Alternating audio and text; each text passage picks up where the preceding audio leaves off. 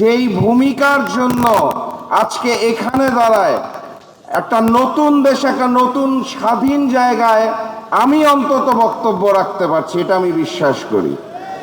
এবং বাংলাদেশের মানুষ বিশ্বাস করুক আর নাই করুক, মানুক আর নাই মানুক, ইতিহাসে লিপিবদ্ধ করুক অথবা নাই করুক, ইহাই সত্য।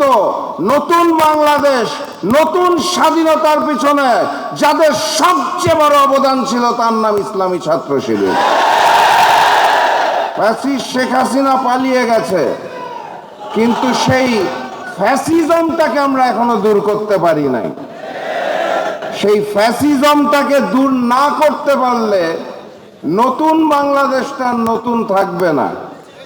সেই নতুন বাংলাদেশটার মধ্যে আবরার ফাহাদদেরকে বারবার জীবন দিতে হবে, আমার ভাই হাদিকে বারবার জীবন দিতে হবে। কিন্তু আমরা তো আগস্ট মাসের 5 তারিখেই শপথ নিয়েছিলাম, এই নতুন বাংলাদেশে নতুন করে আর কোনো স্বৈরাচার থাকবে না।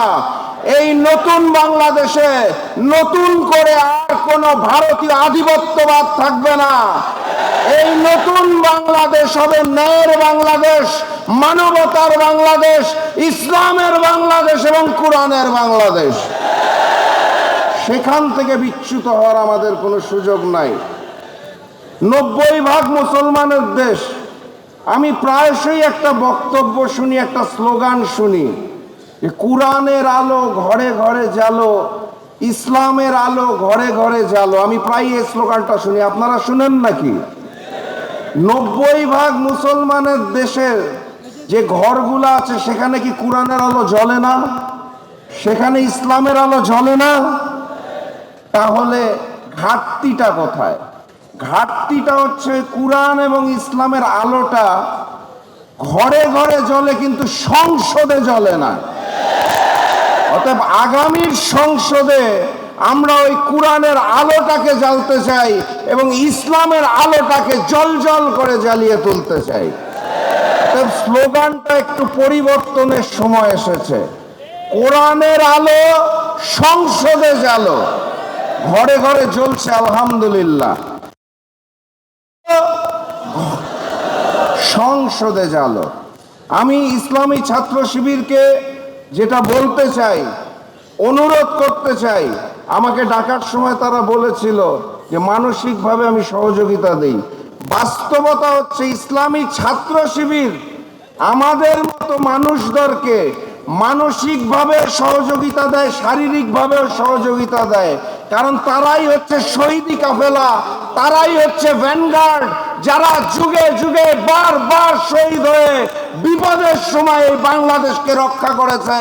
এবং আগামীর বাংলাদেশ গড়ার ক্ষেত্রে এই ইসলামী ছাত্র শিবিরে নীতিবান এবং আদর্শকে বুকে ধারণ করে নতুন বাংলাদেশ গড়ে তুলবে, এটা আমি বিশ্বাস করি আমার জায়গা থেকে।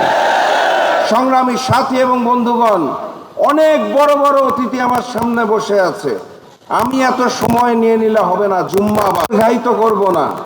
আমি শুধু ওই বলিষ্ঠ শপথটা শুনতে চাই, ওই উজ্জ্বল চকচকা দৃষ্টিটা দেখতে চাই, যেই জায়গাটাতে ইসলামী ছাত্র শিবির ভ্যানগার্ড হিসেবে, শহীদি কাফেলা হিসেবে প্রথম কাতারে দাঁড়াবে এবং আগামীর বাংলাদেশকে গড়ে তোলার জন্য শহীদ ভাই আছে সেভাবে অন্যান্য ভাইরা দায়িত্ব নিয়ে এগিয়ে আসবে। আমরা আমাদের জায়গা থেকে ইসলামী ছাত্র শিবিরের সাথে ছিলাম, আছি এবং থাকবো ইনশাআল্লাহ। সর্বশেষ কথা, পুরাতন জালেম চলে গেছে, নতুন জালেম চলবে না। ভারতীয় আধিপত্যবাদ চলবে না। আগামীর সংসদ ইসলামের এবং কোরআনের সংসদই হবে। এর জন্য যদি আবু সাইদের মতো রক্ত দিতে হয় আমরা সবাই রক্ত দেব। এর জন্য যদি প্রয়োজন হয় আমার ভাই হাদির মতো আমরা প্রতিবাদ করব। আমরা সবাই একমত। তাহলে সেই শপথ নিয়ে আজকে বাড়ি ফিরবেন।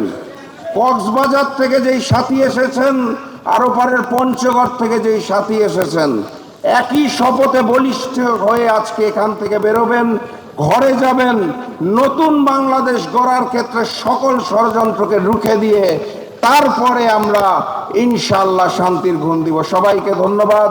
বিজয়ের পথে যাত্রা শুরু, জীবন অথবা মৃত্যু। আসসালামু আলাইকুম।